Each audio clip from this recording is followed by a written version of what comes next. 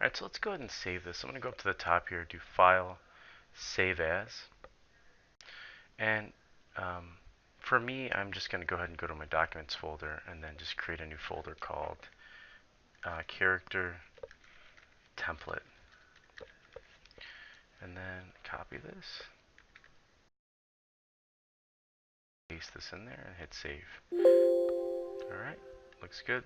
So let's go ahead and add a cylinder now for the arm itself. So again here, I'm going to go to Subtool here, and I'm going to hit Append, and I'm going to grab this cylinder. You can see just like before it added it, I'm going to click this, hit W to select my move tool, and hold the Alt key and just shift it off to the side. Now, if you're using 2018 or higher, you're going to have a much easier time rotating. It's almost like using Maya's tool. But for now, I'm going to go ahead and hit R for rotate. And I'm just going to click without anything selected just on the base here. And what you'll notice is with that, I can now just rotate it, and I'll hold Shift to snap. And I'll move this over here, holding Shift to snap. And I'm going to hit Scale and just scale this way down like this.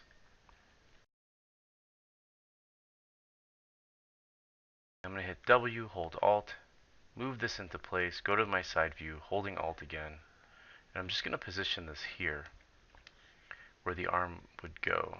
So something like this. Now to extend this out or to scale it, I can go ahead and hit E for scale, and then I'm just clicking off here somewhere in the middle, and then holding Shift, and I can just drag this out a little bit, and then I'm going to hit my Move tool actually. And then with my Move tool, I'm going to hold Shift and just click this guy here. And just scale it out and then pull it back into place here. So I get something like this. Okay, I'm going to hit Q, and then I'm going to go up to Z plugin here, mirror that, hit OK. Do the same thing as before where I select this guy up here, merge down, and then I'm going to go ahead and go to Dynamesh again. And because I have a little bit more geo here, I'm going to go ahead and make this 128. And then let's make sure I hit enter after that. There we go. And I'm going to hit Dynamesh again. And it gave me a little bit more geo. And then what I like to do in here is just kind of holding Shift in here and grab my Claybuildup brush. So B for brushes, C for clay, and then you can see here B for buildup.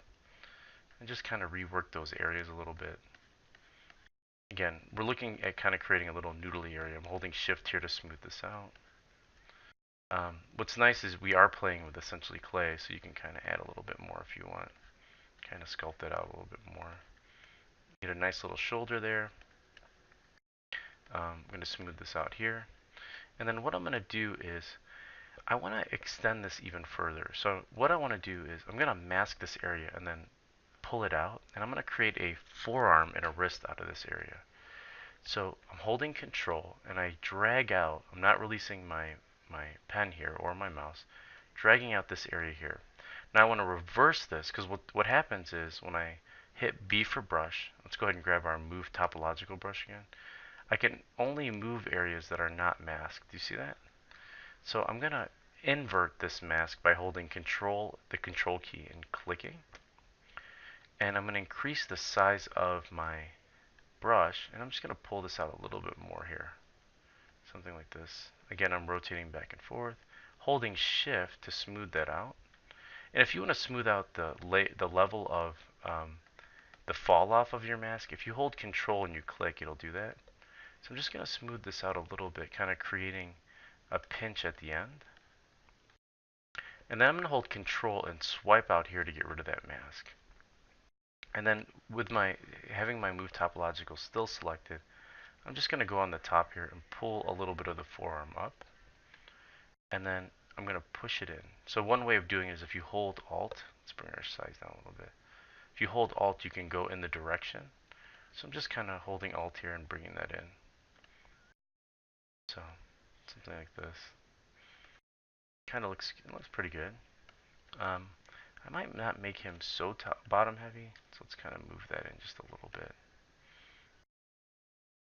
Let's practice using that Alt, and I'll kind of give him a little bit of a love handle by holding Alt and just pinching off to the sides there. So something like this, and maybe give him a little bit less in the back area. So yeah, that's kind of a nice, it's getting kind of good. Um, looks pretty good. Alright, so I think that's good for now. What we'll do in the next video is start looking at making the hands.